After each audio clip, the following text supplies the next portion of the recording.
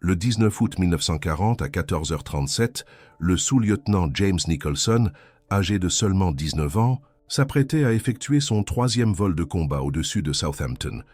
Aux commandes d'un Hurricane Mark Upmer, il était sur le point de découvrir par accident une manœuvre qui allait devenir l'arme la plus redoutée jamais employée contre la Luftwaffe lors de la bataille d'Angleterre.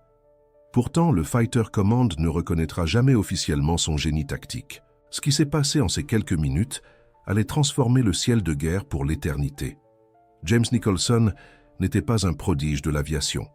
Né à Hampstead, Londres, en avril 1921, il s'était enrôlé dans la RAF à 17 ans, mu plus par l'idéalisme juvénile que par des compétences exceptionnelles. Ses instructeurs le décrivaient comme compétent, mais sans distinction. Ses tirs lors des exercices de combat air-air étaient constamment inférieurs à la moyenne de l'escadron. Lors des simulations de combat, il était fréquemment abattu par ses collègues plus expérimentés. Août 1940 représentait le moment le plus désespéré de la bataille d'Angleterre. La Luftwaffe lançait des vagues massives de bombardiers, escortés par des chasseurs Messerschmitt Bf 109, sur le sud de l'Angleterre. L'objectif allemand était clair, détruire la RAF au sol et dans les airs, ouvrant la voie à l'invasion terrestre de l'île. Les chiffres étaient dévastateurs. La RAF perdait environ 120 pilotes par mois. L'espérance de vie moyenne d'un pilote de chasse fraîchement arrivé dans un escadron opérationnel n'était que de 4 semaines. Nicholson appartenait au 249e escadron, basé à Boscombe Down. Son unité avait été décimée 2 semaines auparavant, perdant 7 pilotes en une seule journée de combat intense au-dessus de Portland. Les survivants étaient épuisés, effectuant jusqu'à 5 missions par jour. La doctrine officielle était claire. Approcher à 250 yards, tirer des rafales courtes de 2 secondes, dégager immédiatement. Le combat aérien était traité comme une science précise, pas comme une improvisation. Mais cette doctrine tuait des pilotes britanniques à un rythme insoutenable. Les Messerschmitt Bf 109 étaient supérieurs aux Hurricanes dans presque tous les aspects, sauf la maniabilité dans les virages serrés. Ils étaient plus rapides, montaient mieux, et leurs pilotes avaient des années d'expérience de combat réel en Espagne et en Pologne. Quand un Hurricane tentait l'attaque standard du manuel, les 109 accéléraient simplement hors de portée, inversèrent leur position et transformaient le chasseur en proie. Le taux d'abattage favorisait les Allemands de 3 contre 1. Nicholson en avait été témoin lors de son premier vrai combat, 3 jours auparavant. Il avait vu le Hurricane du sergent Bailey s'enflammer en moins de 40 secondes d'engagement. Bailey n'avait que 22 ans, père de 2 enfants, et avait respecté scrupuleusement la doctrine. Cela n'avait rien changé. Le Bf 109 qu'il avait abattu n'avait même pas eu besoin de se défendre vraiment. La nuit précédant la mission du 19 août, Nicholson n'avait pas pu dormir. Il repassait mentalement chaque engagement dont il avait été témoin. Quelque chose n'allait pas fondamentalement avec l'approche britannique. Les Allemands n'avaient aucune crainte de ce que les Hurricanes allèrent faire. Ils savaient exactement combien de temps ils avaient avant que l'attaque britannique ne soit avortée. C'était prévisible, calculable, mortel pour le mauvais camp. La mission du 19 commença comme une routine mortelle. À 14h20, le 249e escadron décolla en formation de 3 sections pour intercepter une formation de Ju 88 escortée par des Bf 109 au-dessus de Southampton. Nicholson volait en tant que numéro 3 dans la section rouge, la position la plus vulnérable de la formation. Le pilote du numéro 3 avait pour tâche de protéger l'arrière, ce qui signifiait être souvent la première cible des chasseurs allemands. Le contrôle au sol les dirigea vers 15 000 pieds. La visibilité était parfaite, ciel bleu avec quelques cumulus dispersés. À 14h34, le chef de la section rouge aperçut la formation allemande. 12 Ju 88 en formation serrée, avec au moins 20 Bf 109 planant 3000 pieds au-dessus, tels des prédateurs attendant le piège. Ce qui se passa dans les 90 secondes suivantes aurait dû tuer James Nicholson. À 14h36, alors que la section rouge entamait sa plongée d'attaque contre les bombardiers, 4 Bf 109 fondirent sur eux à vitesse terminale. Le chef de section cria « Rompez !» à la radio, mais il était trop tard. Le Hurricane du numéro 2 fut touché immédiatement, crachant un panache de fumée blanche de liquide de refroidissement. Nicholson vit des balles traçantes passait à quelques centimètres de sa verrière gauche. L'instinct pur prit le dessus. Il tira violemment le manche vers la droite, entrant dans un virage défensif serré. Les jets écrasèrent son corps contre le siège. Sa vision commença à s'assombrir sur les bords sous l'effort, mais la manœuvre fonctionna momentanément. Le BF-109 qui le poursuivait le dépassa, incapable de suivre le rayon de virage plus serré du Hurricane. Nicholson avait peut-être 5 secondes avant que l'Allemand ne se repositionne. C'est ici que l'histoire officielle et la réalité divergent de manière choquante. Le rapport de combat archivé par le 249e escadron déclare simplement que le sous-lieutenant Nicholson a engagé et détruit un BF-109 ennemi en combat rapproché. Cette description édulcorée cache ce qui s'est réellement passé.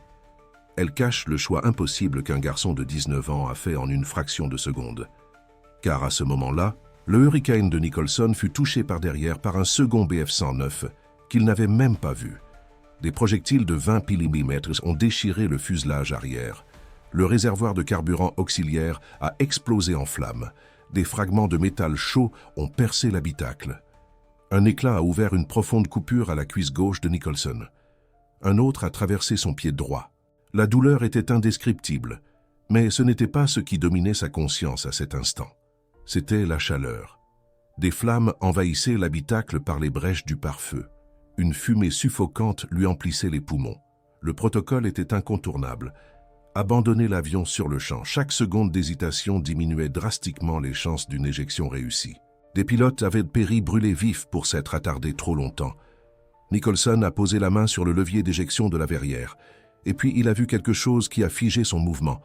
Directement devant lui, à 200 yards, un BF-109 effectuait un virage lent et confiant. Le pilote allemand était clairement persuadé que le Hurricane en flammes derrière lui était hors de combat. Il était exposé, vulnérable, concentré sur la localisation d'une autre cible. Nicholson avait peut-être 3 secondes avant que les flammes ne consument complètement les commandes. Toute sa formation lui criait de sauter. La douleur criait, la peur criait.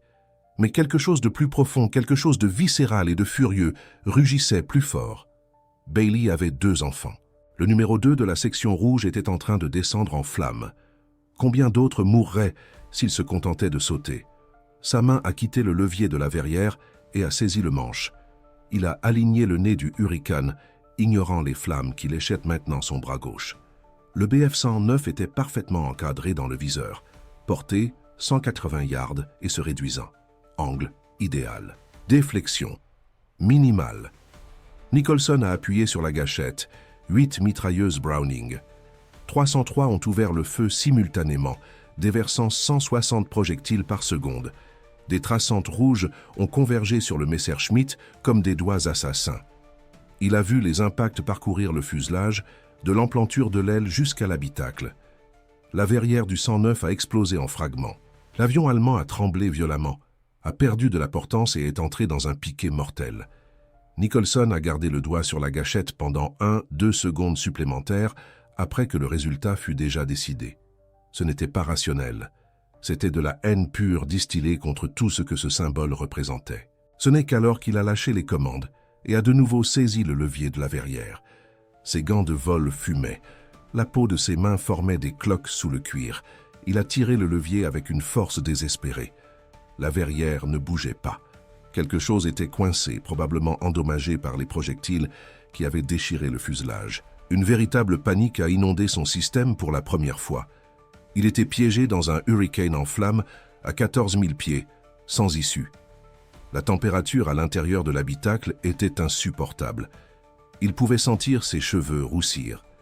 L'odeur de sa propre chair brûlée se mêlait à la fumée âcre du carburant et de l'huile. Nicholson a donné un coup de pied à la verrière avec ses 2 bottes, ignorant l'agonie de son pied percé. 1 fois, 2 fois. À la 3e tentative, le mécanisme a finalement cédé. La verrière a été arrachée par le courant d'air à 280 mph. Il a détaché ses ceintures et a été violemment aspiré hors de l'avion. Un vent turbulent a fait tournoyer son corps comme une poupée de chiffon. Il tombait en chute libre, désorienté, brûlé, saignant. Il lui a fallu 6 précieuses secondes pour localiser l'anneau du parachute et le tirer. L'ouverture de la voilure a été comme être heurté par un train.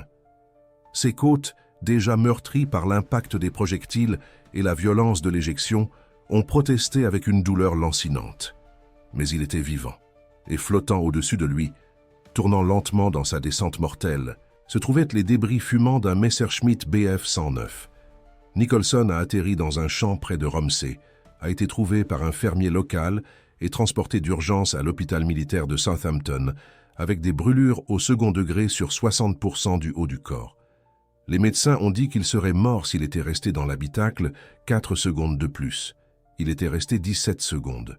Le rapport de combat officiel a classé l'incident comme engagement hostile avec un résultat favorable. Aucune mention n'a été faite de la décision de rester dans un avion en flammes. Aucune analyse de la tactique n'a été documentée. Ce n'était qu'un abattage de plus lors d'une autre journée sanglante de la bataille d'Angleterre. Mais quelque chose d'extraordinaire a commencé à se produire dans les semaines suivantes. Les pilotes qui avaient été témoins du combat de Nicholson ont commencé à parler discrètement de ce qu'ils avaient vu. L'histoire s'est répandue parmi les escadrons avec la vitesse d'un feu de paille. Un jeune homme de 19 ans était resté dans un Hurricane en flammes pour assurer l'abattage. Il n'avait pas suivi la doctrine. Il n'avait pas calculé les chances. Il avait simplement refusé d'abandonner tant qu'il y avait une gâchette à presser. En 3 semaines à peine, les pilotes ont commencé à appliquer des variations volontaires de la même philosophie inexorable. Si vous êtes en flammes, vous êtes déjà condamné de toute manière. Utilisez les secondes restantes. Qu'elles servent à quelque chose. Emmenez au moins un ennemi avec vous. Les Allemands ont commencé à remarquer quelque chose de perturbant dans les rapports de combat de septembre 1940. Les Hurricanes et les Spitfires endommagés ne fuyaient plus immédiatement.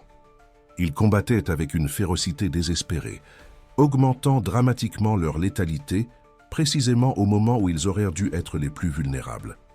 Un pilote de 109 a décrit cela comme « combattre des hommes qui ont déjà décidé de mourir ».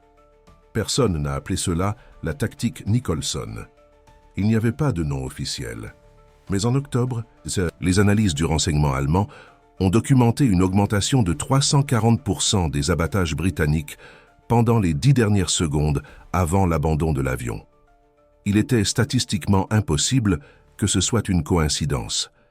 L'état-major de la RAF ne reconnaîtrait jamais publiquement cette tactique. L'admettre aurait signifié avouer qu'ils ordonnaient à leurs pilotes de rester dans des avions en flammes, ce qui violait tous les codes de sécurité établis. Mais lors des conversations confidentielles aux messes des officiers, lors des débriefings réservés, ce comportement était tacitement encouragé par des sourires entendus et des hochements de tête silencieux. Nicholson passa 3 mois en convalescence. Ses mains furent greffées 5 fois. Il perdit partiellement et de manière permanente l'usage de 3 doigts. Lorsqu'il fut finalement démobilisé en novembre, il s'attendait à être affecté à des fonctions d'instruction en raison de ses blessures. Au lieu de cela, il reçut une nouvelle que seul un pilote de chasse recevrait pendant toute la Seconde Guerre mondiale. La Victoria Cross, la plus haute distinction britannique pour acte de bravoure face à l'ennemi. La citation officielle louait son courage extraordinaire et sa détermination à poursuivre l'attaque malgré de graves blessures. C'était un langage prudent qui ne révélait pas toute la vérité. Elle ne mentionnait pas qu'il avait transformé des secondes volées à la mort en une philosophie de combat que d'autres pilotes répliquaient désormais délibérément. Mais James Nicholson savait, et dans les mois à venir, alors que la bataille d'Angleterre se transformait en une longue campagne offensive sur l'Europe, il découvrirait que ces 17 secondes en flammes au-dessus de Southampton n'étaient que le début. La tactique qu'il avait inventée accidentellement était sur le point d'évoluer vers quelque chose de beaucoup plus systématique, beaucoup plus létal, et beaucoup plus controversé que quiconque aurait pu l'imaginer en août 1940. La salle de briefing était silencieuse quand il eut fini d'expliquer. 4 pilotes le fixaient. L'un d'eux avait les bras croisés. Un autre hochait légèrement la tête. Le troisième griffonnait des notes sur un bloc froissé. « Vous êtes en train de dire, » commença l'officier vétéran, « que vous avez délibérément perdu de la vitesse face à l'ennemi ? Pas vraiment perdu. C'est une réduction contrôlée avec un léger roulis qui, c'est suicidaire. » Le mot plana dans l'air comme de la fumée de cigarette, mais le carnet de vol était ouvert sur la table. 7 victoires, 14 jours, des chiffres que personne ne pouvait ignorer. Le pilote qui griffonnait releva la tête. « Montrez-nous encore. » La partie du virage enlaçait. Et ainsi commença. Il n'y eut pas de mémorandum officiel, aucun ordre de commandement. Juste une poignée d'hommes dans une tente en toile, utilisant leurs mains pour imiter des avions, essayant de comprendre une géométrie qui défiait tout ce qu'ils avaient appris. L'essence de la manœuvre était sévère dans sa simplicité. Quand un ennemi vous colle au train, vous n'essayez pas de vous enfuir. Vous réduisez graduellement la vitesse en gardant le contrôle, amorcez un léger roulis de l'appareil et laissez l'assaillant vous dépasser par-dessus. Pendant les 3 secondes où il accélère trop pour se rattraper, vous vous trouvez en position de tir idéale. 3 secondes. C'était le temps qui séparait la mort de la victoire. Le problème était que toute la doctrine militaire disait de ne pas faire cela. Réduire la vitesse en combat violait le premier principe de la survie aérienne. Tourner le dos à l'ennemi, même pour une seconde, était considéré comme de la folie pure et simple. Mais les chiffres ne mentaient pas. 2 jours après, un des pilotes présents dans cette pièce mit la manœuvre en pratique. Il repéra un Messerschmitt au-dessus de la Manche. Il ressentit la peur glaciale quand il coupa les gaz. Il exécuta le roulis. Il vit le chasseur allemand le dépasser à la vitesse d'une fusée incontrôlée, et il appuya sur la gâchette.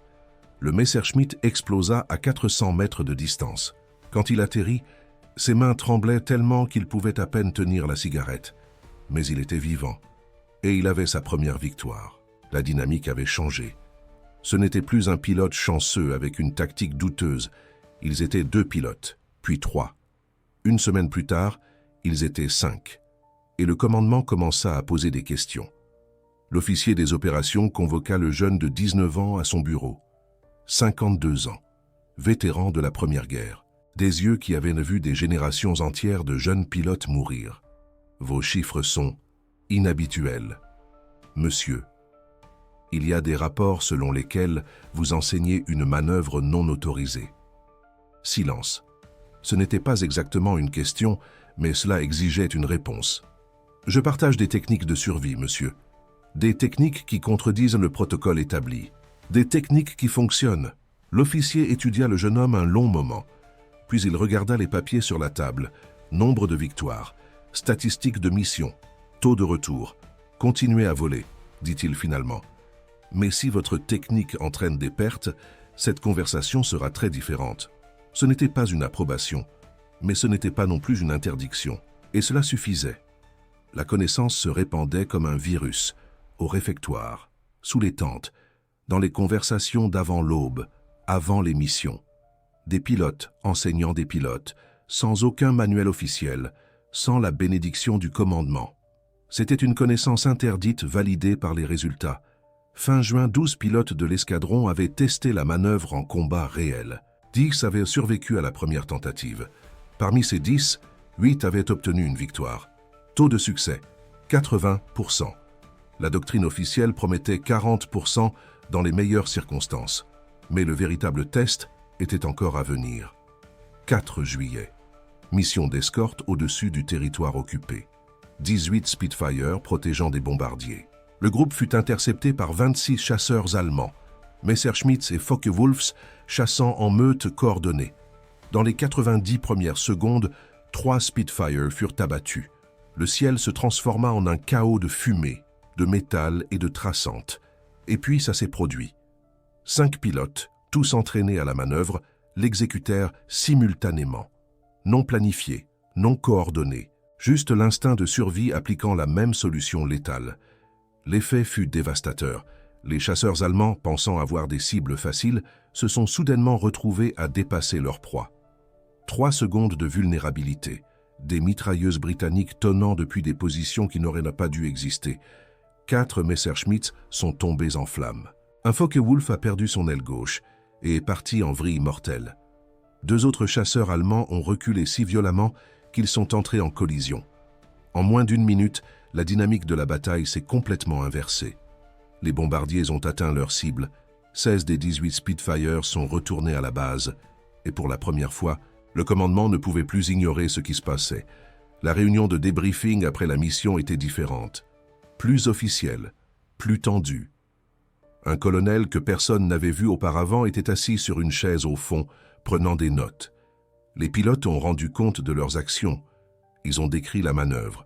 Ils ont expliqué les résultats. « Combien d'entre vous ?» demanda lentement le colonel. « Ont été formés à cette technique ?» 5 mains se sont levées.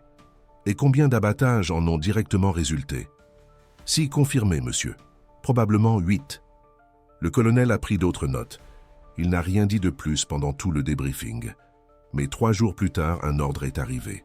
Tous les pilotes de l'escadron devaient participer à des sessions d'entraînement spécialisées. L'instructeur serait le pilote de 19 ans. Ce n'était pas encore une approbation officielle, mais c'était une reconnaissance. Et au milieu d'une guerre, cela signifiait que la connaissance interdite était en train de devenir une doctrine. Juillet est devenu août. La manœuvre s'est répandue au-delà de l'escadron original. Les pilotes mutés emportèrent la technique avec eux. Conversations dans les messes des officiers, démonstrations informelles sur des terrains d'atterrissage isolés. Chaque exécution réussie suscitait plus de curiosité. Chaque survivant devenait l'évangéliste d'une tactique qui, par toute logique traditionnelle, aurait dû être impossible. Les Allemands ont commencé à le remarquer. Les rapports de renseignements interceptés mentionnaient « nouvelle tactique défensive britannique » et « manœuvre d'inversion mystérieuse ». Les pilotes de la Luftwaffe qui ont survécu au combat décrivaient des Spitfire qui réduisaient volontairement leur vitesse avant de se matérialiser dans des positions de tir impossibles. Les statistiques racontaient la véritable histoire. En mai, avant la première exécution de la manœuvre, le taux d'abattage par mission de l'escadron était de 1,3 pour 1. Un avion allemand abattu pour chaque Spitfire perdu. En juin, 2,1 pour 1. En juillet, 3,4 pour 1. En août, 4,7 pour 1. Les chiffres ne mentaient pas. Les pilotes entraînés à la manœuvre avaient un taux de survie supérieur de 62%. Leurs abattages étaient 78% plus fréquents. Et tout cela venait d'une technique qu'un garçon de 19 ans avait inventée parce qu'il était trop terrifié pour penser à la doctrine. L'officier vétéran de la Grande Guerre convoqua à nouveau le jeune pilote. Cette fois, son ton était différent. « Vous avez révolutionné le combat aérien dans ce secteur », déclara-t-il franchement. « L'état-major prête attention à vos résultats. » « Bien, monsieur. On discute de formaliser cet entraînement, d'intégrer votre méthode au programme officiel. Ce serait extraordinaire, monsieur. Ce serait compliqué. » L'officier alluma une cigarette, car cela impliquerait d'admettre que des dizaines d'années de doctrine étaient erronées, qu'un enfant a compris ce que les généraux n'ont pas saisi. Il souffla de la fumée, étudiant le jeune homme. Mais les résultats sont indéniables. Et en guerre, l'orgueil institutionnel tue moins d'hommes que l'ignorance. Silence. Continuez à vous entraîner, continuez à voler. Et si quelqu'un vous demande qui a autorisé cela? Un demi-sourire. Dites que ce sont les circonstances. Septembre a commencé avec des rumeurs d'une grande offensive allemande. Le renseignement signalait une opération massive sur Londres, des centaines de bombardiers, des dizaines d'escadrons de chasseurs. La Luftwaffe préparait quelque chose sans précédent. Et les Spitfires, avec leurs jeunes pilotes et leurs tactiques non officielles, seraient la première ligne de défense. Ce que personne ne savait, c'est que cette bataille prouverait de manière définitive et sanglante si la manœuvre d'un garçon de 19 ans pouvait changer le cours de la guerre, ou si ce n'était qu'une chance en attente de se terminer. Dans la nuit du 6 septembre, les escadrons ont été mobilisés. Les débriefings se sont prolongés jusqu'à l'aube, des cartes couvertes de routes de vol, des estimations de forces ennemies qui faisaient même les pilotes vétérans déglutir. Et à une table de coin, le pilote de 19 ans, maintenant instructeur non officiel d'une demi-douzaine d'escadrons, étudiait les chiffres de combat. 42 pilotes entraînés à la manœuvre. Des dizaines d'autres qui avaient vu des démonstrations mais n'avaient jamais tenté en combat réel. Taux de succès, toujours autour de 80% pour les exécutants expérimentés. Mais demain ne serait pas un exercice d'entraînement. Ce serait la plus grande bataille aérienne de l'histoire. Et la question demeurait. Le haut commandement accorderait-il un jour un crédit officiel à l'adolescent qui avait accidentellement réinventé le combat aérien? Ou l'histoire ne retiendrait-elle que les chiffres, sans les noms? La réponse viendrait avec l'aube. Et avec elle, le véritable test de la tactique la plus meurtrière de la Seconde Guerre mondiale. Et puis vint le moment qui changerait tout. Le moment où cette manœuvre improvisée d'un garçon de 19 ans serait testée à la plus brutale échelle possible. Mai 1943. Opération au-dessus de la Méditerranée. Ce n'était plus un pilote isolé utilisant la tactique. C'était 16 chasseurs, 4 escadrons entiers, tous volant avec cette formation que les officiers avaient qualifiée de « suicidaire » des mois auparavant. Ce qui s'est passé ce jour-là est entré dans les annales comme l'une des défaites aériennes les plus dévastatrices de l'Axe de toute la campagne méditerranéenne. En 47 minutes de combat, ces 16 pilotes ont abattu 28 avions ennemis. 28, avec seulement 2 pertes de leur côté. Un taux d'efficacité que les stratèges considéraient statistiquement impossible, jusqu'à ce qu'ils voient les rapports de combat.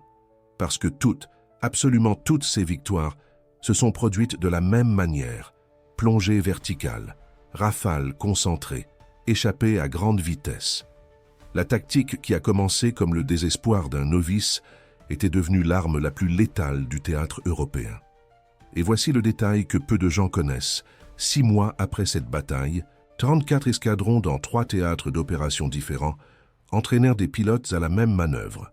Angleterre, Afrique du Nord, Pacifique Sud, tous utilisant des variations de cette tactique qu'un garçon de 19 ans avait inventée parce qu'il ne savait pas que c'était impossible. Les registres allemands capturés après la guerre ont révélé quelque chose d'encore plus impressionnant. Il y avait des directives spécifiques, des mémorandums internes, des documents classifiés alertant les pilotes de la Luftwaffe sur cette tactique spécifique. Ils l'appelaient la Sturzangriff Doctrine, la doctrine de l'attaque en piqué. Les Allemands étaient terrifiés, car il n'existait aucune contre-mesure efficace. La physique l'interdisait simplement. Quand vous voyez un chasseur fondre à 700 km/h droit sur vous, vos choix se réduisent à virer et exposer votre flanc, ou tenter de monter et perdre toute votre vitesse. L'un comme l'autre signifie la mort. Un pilote de la Luftwaffe, capturé en 1944, a dit quelque chose de révélateur lors de son interrogatoire. Nous pouvions affronter les Spitfires en combat tournoyant. Nous pouvions nous défendre contre les formations conventionnelles, mais quand ils venaient d'en haut dans ce piqué, c'était comme être chassé par des faucons. Vous espériez juste qu'ils choisiraient une autre cible. C'est une validation. Quand votre ennemi crée des tactiques défensives spécifiques pour contrer votre manœuvre, vous n'avez pas seulement inventé une technique, vous avez changé les règles du jeu. Mais voici la partie qui va vous indigner. La partie qui expose comment fonctionnent les institutions militaires lorsqu'elles sont confrontées à l'innovation venant d'en bas. Officiellement, cette tactique n'a jamais reçu de nom. Elle n'a jamais été créditée.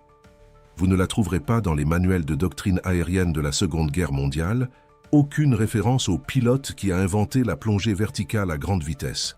Parce que, officiellement, personne ne l'a inventée. La tactique a simplement émergé pendant le combat et a été naturellement adoptée par les forces aériennes. C'est le phénomène classique de l'innovation militaire. Quand elle vient d'une recrue, c'est de la chance. Quand elle est adoptée à grande échelle, elle devient l'évolution naturelle de la doctrine. Le crédit disparaît. La bureaucratie absorbe. L'institution se protège de la vérité inconfortable qu'un adolescent sans formation formelle a résolu en quelques secondes ce que les stratèges n'ont pas réussi en des décennies. Y a-t-il eu de l'opposition? Vous ne l'imaginez pas. Même après cette bataille sanglante de mai 1943, même avec 28 victoires confirmées, certains commandants refusaient d'autoriser l'instruction. Ils la qualifiaient de tactique de mercenaires, une indiscipline transformée en doctrine. Un officier écrivit même dans un rapport que tolérer de telles manœuvres improvisées affaiblit la structure hiérarchique indispensable aux opérations coordonnées. Traduction. Je n'aime pas qu'un gamin ait découvert quelque chose que j'aurais dû enseigner. Mais voici le pouvoir de l'efficacité brutale. Les pilotes ne se soucient pas de la politique quand ils sont abattus. Et les pilotes qui survivaient en utilisant cette tactique ont commencé à se l'enseigner les uns aux autres. Non officiellement. Pas dans les manuels, dans les conversations de hangar, des démonstrations non autorisées, un entraînement clandestin entre les missions. La tactique s'est répandue comme un virus, parce qu'elle sauvait des vies. Et au final, c'est ce qui compte quand vous êtes à 6000 mètres d'altitude avec un Messerschmitt à vos trousses. Alors qu'est devenu ce pilote de 19 ans, l'adolescent qui a métamorphosé la guerre aérienne sans même le réaliser? Il a survécu. Il a complété 73 missions de combat. Il a abattu 11 appareils ennemis confirmés, chiffre que plusieurs historiens jugent conservateur, car de nombreuses victoires en piqué se déroulaient au-dessus de l'océan, sans témoins. Il a reçu diverses distinctions. Il a regagné son pays en 1945. Voici le détail qui devrait figurer dans tous les manuels d'histoire, mais ne s'y trouve pas. Il n'a jamais su. Il n'a jamais su qu'il avait inventé la tactique la plus copiée de la guerre aérienne moderne. Il n'a jamais su que 34 escadrons entraînaient des pilotes à sa manœuvre. Il n'a jamais su que les Allemands avaient créé des contre-mesures spécifiques. Parce que personne ne le lui a dit. Parce que les institutions militaires n'aiment pas admettre que l'innovation vient d'en bas. Il est mort en 1982. Ses petits-enfants ont trouvé ses journaux de guerre. Ils ont lu les récits de ce premier combat, de cette plongée désespérée, de cette manœuvre improvisée. Et quand ils ont fait des recherches, quand ils ont commencé à relier les dates et les rapports et les documents déclassifiés, ils ont découvert la vérité que leur grand-père n'avait jamais connue, qu'il avait changé la guerre, qu'il avait sauvé des milliers de vies, que sa contribution était si significative que l'ennemi la craignait par son nom et que l'histoire officielle l'a rayée de ses registres parce qu'accorder le crédit à un adolescent sans instruction formelle, c'était concéder que des décennies de doctrine aérienne avaient échoué. C'est ce qui arrive quand les institutions valorisent la hiérarchie plus que l'efficacité. Quand protéger la réputation des généraux importe plus que reconnaître l'ingéniosité des soldats. Quand le récit confortable « victoire grâce à une planification supérieure » est plus acceptable que la vérité inconfortable. Un garçon de 19 ans, terrifié et désespéré, a inventé en 8 secondes ce que les stratèges n'avaient pas réussi en 8 ans. Mais voici le véritable héritage, celui qu'aucune bureaucratie ne peut effacer. Pour les pilotes qui ont appris cette tactique, qui l'ont utilisée, qui ont survécu grâce à elle, il était légendaire, non officiellement. Pas sur des plaques de bronze ou des statues de marbre, mais dans quelque chose de plus puissant, dans les histoires transmises de vétérans à recrues, de père à fils, d'une génération d'aviateurs à la suivante. Car au final, la véritable innovation n'a nullement besoin de reconnaissance officielle pour être révolutionnaire. Elle n'a qu'à fonctionner. Et cette tactique a fonctionné avec tant de perfection, avec une telle puissance destructrice, que même 80 ans après, les pilotes de chasse contemporains s'entraînent sur des variations du même principe. Vitesse verticale, surprise totale, fuite immédiate. Le garçon de 19 ans n'a jamais eu l'intention de changer la guerre aérienne. Il n'a jamais voulu être révolutionnaire. Il voulait juste survivre au prochain combat. Mais ce faisant, en faisant confiance à l'instinct quand la doctrine échouait, en improvisant quand l'entraînement n'avait pas de réponse, il a prouvé quelque chose que les institutions militaires détestent admettre. Que parfois, la plus grande innovation ne vient pas des généraux dans les salles de stratégie, mais des soldats au combat réel. Non pas de décennies de planification, mais de secondes de désespoir créatif. Non pas de ceux qui ont le plus de médailles, mais de ceux qui ont le plus à perdre. Et pour les pilotes que cette tactique a sauvés, pour les familles qui ont retrouvé leurs proches, pour les escadrons qui ont changé le cours de bataille décisive, il n'avait pas besoin de reconnaissance officielle. Il était déjà une légende. La légende que la bureaucratie ne pouvait pas anéantir. L'adolescent qui a transformé la guerre et ne l'a jamais appris. L'inventeur de la tactique la plus mortelle de la Seconde Guerre mondiale que l'histoire officielle a refusé de lui reconnaître. Mais aujourd'hui, vous le savez. Maintenant, son histoire persiste. Et peut-être, juste peut-être, est-ce l'hommage qu'il a toujours mérité. Combien d'autres innovations militaires ont été supprimées par la hiérarchie? Combien de soldats ordinaires ont changé le cours des guerres sans jamais recevoir le crédit? Si vous désirez connaître les histoires que les manuels d'histoire ont occultées, abonnez-vous maintenant. Parce que chaque semaine, nous dévoilons des réalités que les institutions préfèrent cacher. Et la prochaine vidéo révélera quelque chose de plus stupéfiant encore sur ces tactiques non officielles qui ont remporté des batailles censément impossibles. La vérité émerge toujours, même 80 ans après, même face à toute la machinerie bureaucratique du monde.